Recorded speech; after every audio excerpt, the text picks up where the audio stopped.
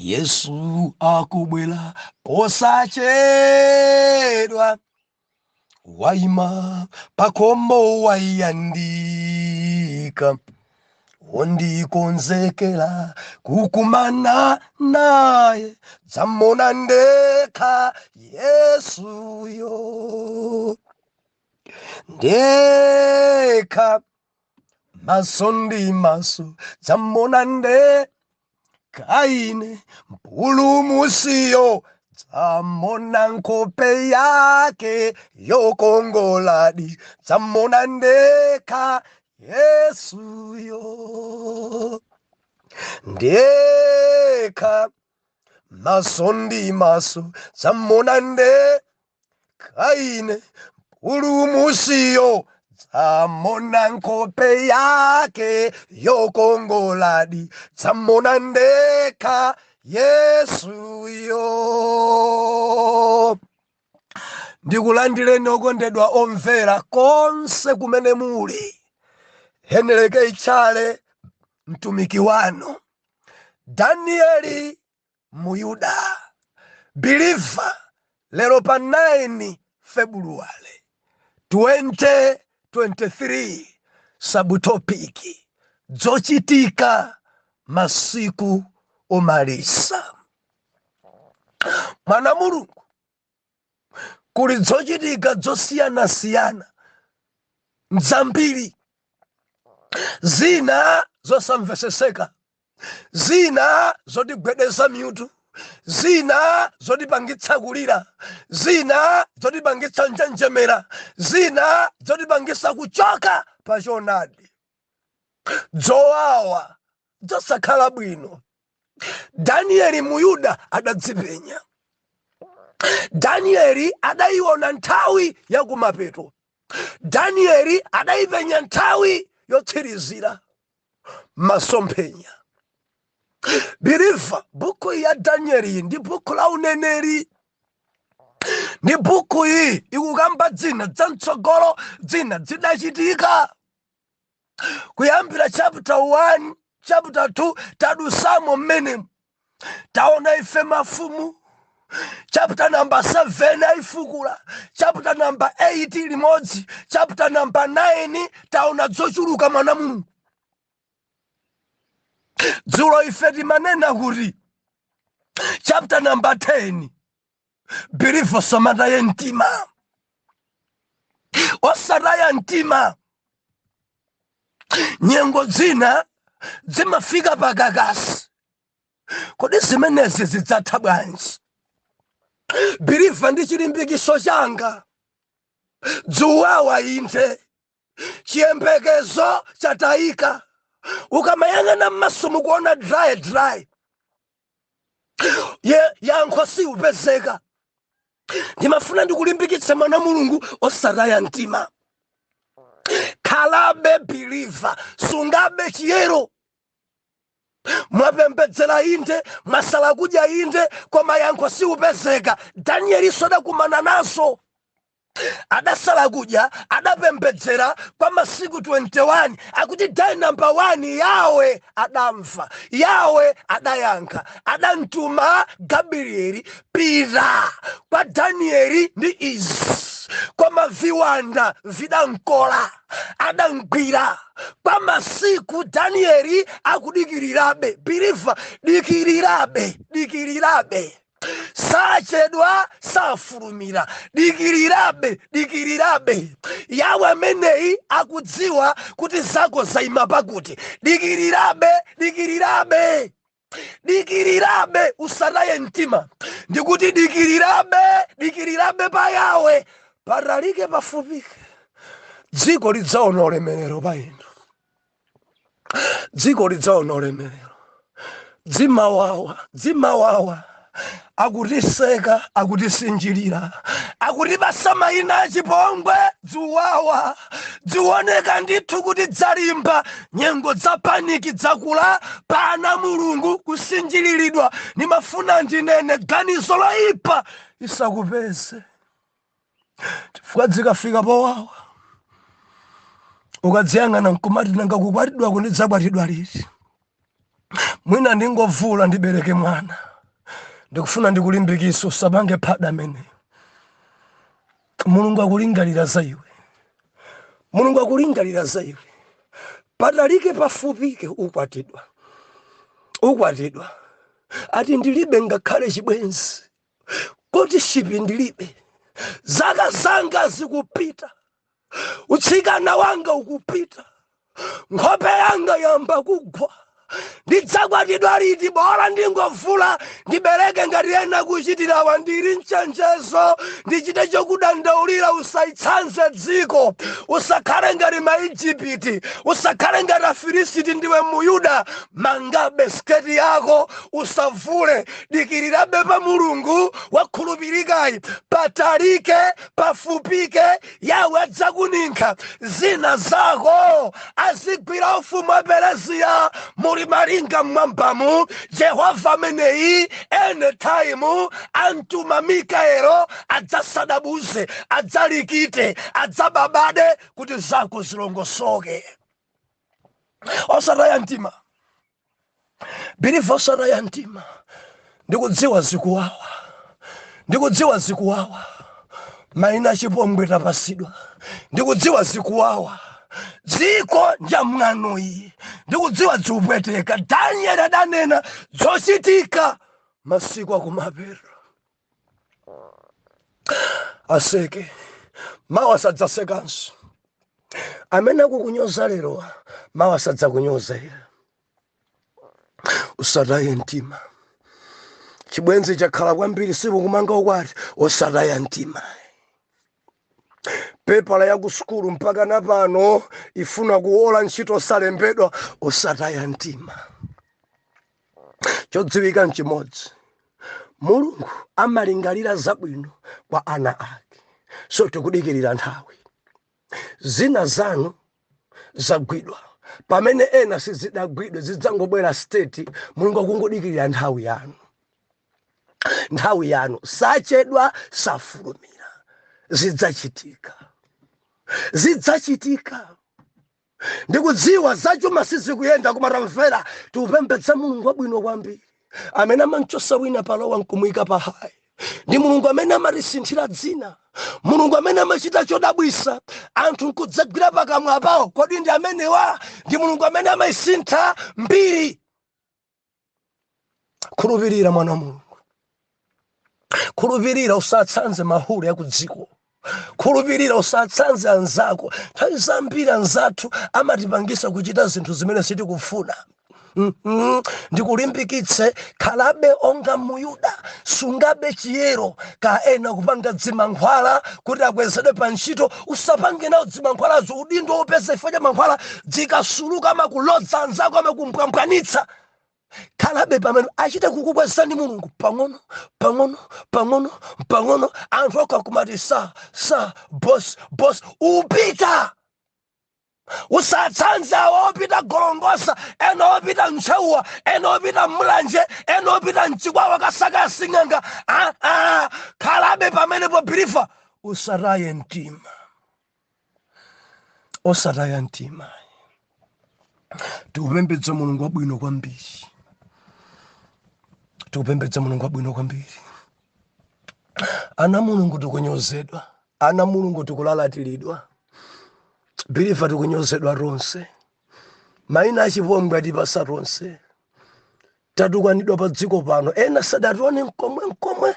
Koma akagwira kuti nyoza ndi kuti tukwana. Onga ngati mwina ndi aneba. Mudzafwacha chimene tasenzachi. Chimene tikulalikirachi. Chimene tili nachochi nchaulemerero. Jabu chikumpweteka. Tikamarife tikuvula jabu chikumpweteka. Tikamasunga chiyero Satana chikumpweteka. Bilifa ndikulimbikitse osataya mtima. Osataya mtima. Tsiku lina lililonse lodziwa yawe nyengo zanu sizidzakhala chimodzimodzi. Mulungu akukumbukirani. Mulungu akuyenderani. Mulungu akupambanitsani. Mulungu akusekeretsani. Mulungu abweretsa chimwemwe pa nkhope yanu. Kansalu koyera kaja mudzabvala nkululutira. Nkulumbira pa gome anthu akuona. ndikukutenga iwe zimenezi zidzachitika. Chinsinsi chapadera osataya mtima, sunganibene chiyero. Sungani chiyero. Ena amaoneka ngati afulumira, akuchedwa. Mudziwa kulumikizana ni mkazi wa mwini ni mamuna wa wini umaoneka ngati wafulumira koma ukuchedwa. Chifukwa anytime adzabwerera ameneyu kwa mkazi wake kamena kwa mamuna wake udzakhalabe uli wekha. Ampira kulira pano, adamanga ukwati, adathawidwanso adanka kwa mkazi wake, adapita kwa mamuna wake. Believer, kuthamanga sikufika. Dikira pa Ambuye, usataye mtima. Wako akuninka Mulungu. Ndimafuna ndikulimbikitsa usataye mtima. Danieli Muyuda zake zidagwidwa, koma sadasiye kupemphera, sadasiye kulemekeza Mulungu. Adapempherabe mpaka na Mulungu adamtuma Mikaelo kuti pita ukasadabuze ziwanda, ukababade ziwanda, kuti message, uthenga, chokhumba chapamtima pa Danieli chikamfikire. Haleluya. Believer ndi Mulungu amene fiti kumpembedzayo. Pitilizabe kusala kudya, pembedzerabe, pindabe maondo, kwerabe mapiri. Osatopa. Anyamaraja dzirilimbikisa Shadraki, Meshaki ndi Abedenego adayankha kuti, mfumu, ngati Mulunguyo akhala chete satilanditsa ku moto wanu, koma dziwani chinthu chimodzi, Mulungu wosema wanuyi ife sitikumulambira. Ndikulimbikitse mwana Mulungu, muyankhe jabu. Kasi ndikwaridwa koma sindikuvula, kasi ndilemera koma sindikukhwima, kaya sindilembedwa ntchito koma sindikuchimwa. Sindidzapembedza chosema, sindidzalambira diabu, ndidzakhalabe kaya mwana ndibala, kaya sindibereka, sindikumwa zowawa, pasingenga sindikupita, ndikhalabe believer mpaka nakubwera pa Khristu. Tiyankhe ngati Ayuda adatero Shadraki, Meshaki ndi Abedenego, kasi dziyenda koma sindikulambirabe chosema, kasi ndichira koma sindikulambira dziwanda, kasi ndibereka koma sindikuchoka pamaso pa Mulungu, kasi ndikwatidwa koma sindikugonedwa ndi aliyense, ndikhalabe woyera, ndisungabe chiyero idzi nzosowa. Believer, ndikulimbikise usataye mtima. Yawe akupanga za iwe, usataye mtima. Pampano ululutira, usatsanza Filisiti. Ndiwe Muyuda,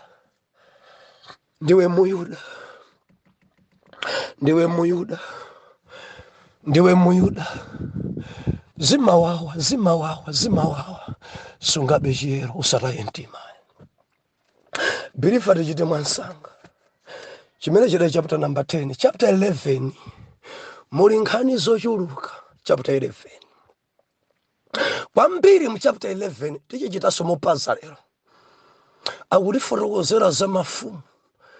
Ndi chapter 11 chikuchita ngati kubwerezesa zina zimene takambirana kale, ngati kubwerezesa. Endi kumapeto kwache akutiuza zoti kukubwera mfumu ina wokana Khristu uchayi amene adzapezeke kumapeto kwa nthawi, wokana Khristu amene adzabwerese chizunzo, wokana Khristu amene adzabwerese chopweteka, wokana Khristu amene zochitika za masiku otsiriza zidzakhale mwa iye, wokana Khristu amene adzabwerese chowawa kwa mpiri nadzagwedeza ena mpaka nakusiya kupembedza yawe nayamba kupembedza zosema. Danieli adadziona.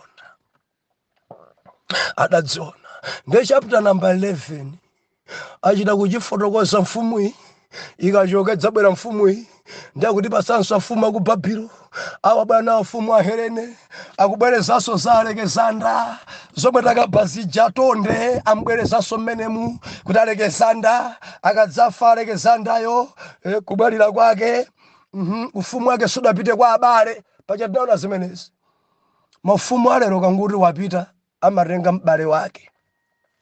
kapena mdzukulu chemwali wake talowani m'malo mwa m'bale wanu. Koma ufumu wa Alexander the Great atafa, m'bale wake sadalowe. Amene adalowa ufumu uja udaperekedwa kwa Danieli pa asilikali ake ankhondo anayi. Ndi chapter 11 akuzibwerezabe zimene zija. Mafumu amene aja, ankhondo amene aja, asilikali amene aja, wina ankalamulira kumwera, wina kumpoto, pakati, Antiochus IV, azibwereza mu chapter number 11. Hallelujah. Mafumu. Tupembedza Mulungu wabwino bwanji. Wakondedwa omvera. Mulungu wathu ndi wabwino kwambiri. Tikupembedza Mulungu wodabwitsa kwambiri, Mulungu amene ali ndi kuthekera konse. Amatidziwitsa, amatizindikirisa zochitikazo. Hallelujah. Chapter 11 chisaduzunguza na Mulungu.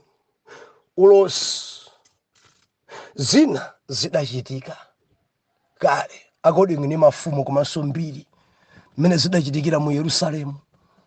According ni mafumu amenewa kuti wakumwera yadzalimbana ndi wakumpoto, zinazo zidachitika zinadusa, pamene zinazi akukamba za mtsogolo.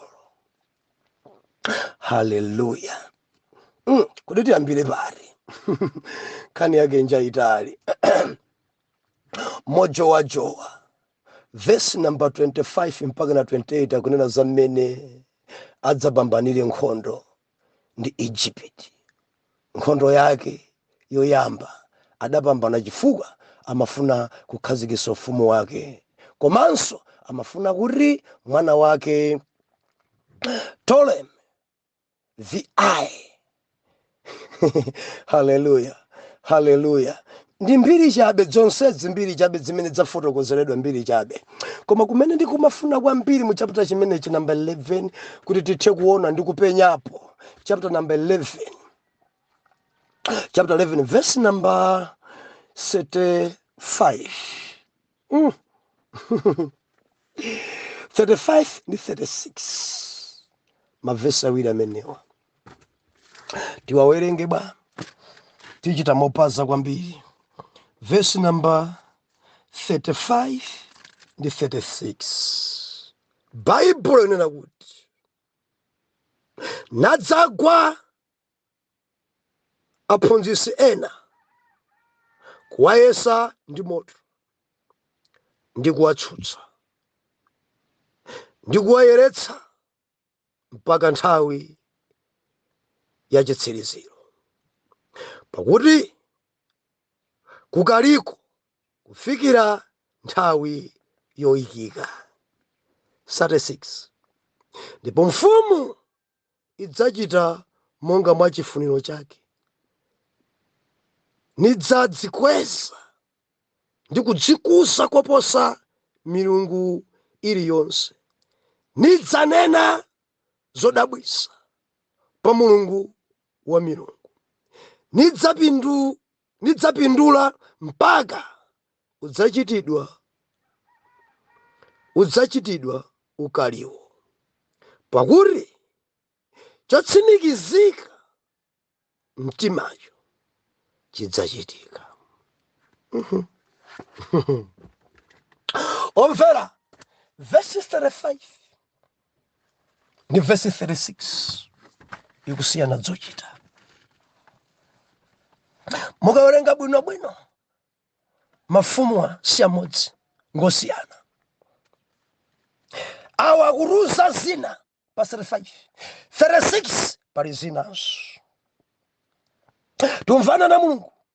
Mukawerenga bwinobwino verse number 36 mupeza kuti nkhani ikunenedwa pamene pai ndi ina yosiyana ndi verse 35. Chifukwa Antiochus IV adali munthu ofunika pa mbiri ya Israeli, koma monga ulosi wa apa tikuona kuti ukulosera wina osati Antiochus. Believer musaiwale zimene tazikambirana kale mbuyomu ena mukhoza apapa ndikuti yambira pati nkhani. Amene akuloseredwa apa ndi wokana Khristu. Wokana Khristu. Amene Antiochus IV adali chithunzithunzi cha iyeyo chabe. korala kuti pakati pa vesi 35 ndi vesi 36 pali zaka mazana. Umu ndimene ulosi ukhalira. Tsono monga Antiochasi IV wakana Khristu adzazunza Israeli koma moposerapo. Nthawi iyi ndi sabata lomaliza la masabata 70. Haleluya. Mwana Mulungu Antiochasi IV ife tidamuona kuti adali wankhanza. Mukumbukira uja amene adazunza kwa mpiri Ayuda, amene adachita zankhanza kwa mpiri pana Mulungu, amene adachita zoyipa. Tidawerenga na kuti mpakana chizunzo chake chinali chonyansa. Adasokoneza maphwando a Chikhristu a Ayuda nabweretsa maphwando achikunja. Adapanga phada, adazunza mpingo wa Yawe, adazunza Israeli. Zotsatira zake anthu adayamba khumudwa osapita ukachisi chifukwa iyeyi Antiochasi IV buku lija la Tola. Tikati buku la Tola timanena mabuku 5 amene Moses adalemba: Genesis, Exodo, 5 oyambirira m'Baibulo aja amachita kuti mabuku a Tola. Ndi Antiochasi IV mabuku amene aja adapaka mafuta a nkhumba. Mukumbukira Bifa makamba zimenezi. Chizunzo chopweteka chowawa ku mbewu ya Israeli adachichita Antiochasi. Vesi 35 aukambasa iyeyo 36 dzoneka kuti nkhani dzasintha amene abwerayi ndokana Khristu. Antiochasiyo nchithunzi chabe cha iyeyo. Nkhanza zimene adachita Antiochasi IV adangochita ngati chithunzithunzi zimene zikulosera, zimene zidzachitika mtsogolo. Wokana Khristu akadzafika adzasokoneza. Padzakhala chimpwirikiti, ampira adzasokonekera, ampira adzalowerera chifukwa kudzachitika zinthu zozizwa, kudzachitika zinthu zododomesa. Ampira adzachoka pa choonadi. Zochitika masiku otsiriza. Believer, tusweka tisamale kwambiri. Okana Khristu uyoyo adzazunza.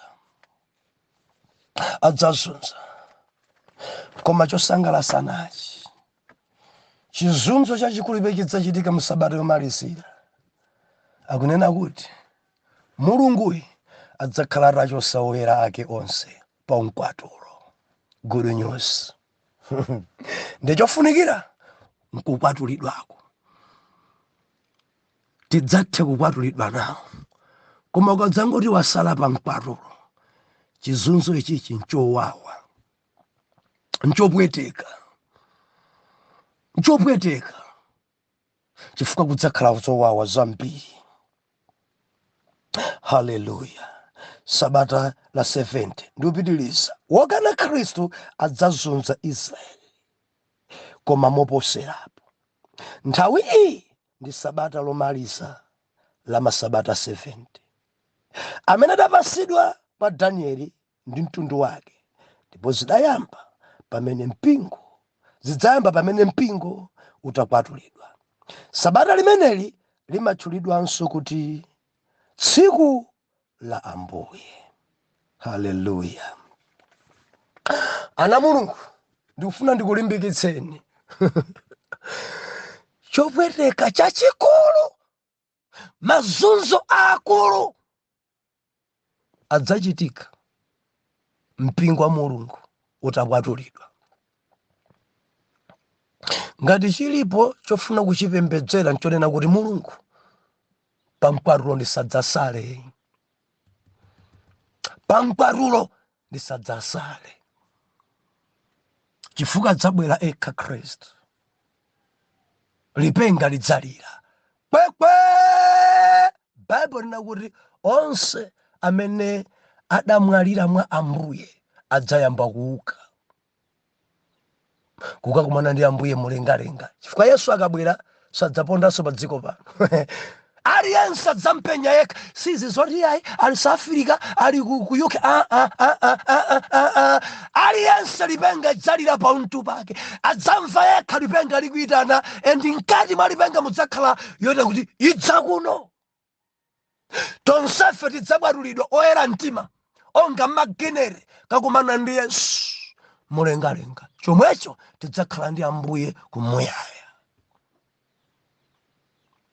Mwana Mulungu tipembedzerebe tisungebe chiyero kuti lipenga lidzalimve chifukwa mbava zonse sizidzamva lipenga, mfiti zonse ahule onse lipenga sadzayimva. Amene adzamva lipenga ndi amene asunga chiyero, amene adzabwadulidwa ndi amene asunga chiyero. Onse aphada church members opanda Khristu mkati mwawo adzasala pa mkwatulo. Mundilondole bwanji mmawa pamene tidzafukule chapter number 12 zimene madalawa akupenya chizunzochi chidzakhala bwanji tidzaone apo ndi apo. Ena nkumati iyayi zikuoneka ngati zidzobayabayadzi 666 chivumbulutso adazili na Danieli sadaziona.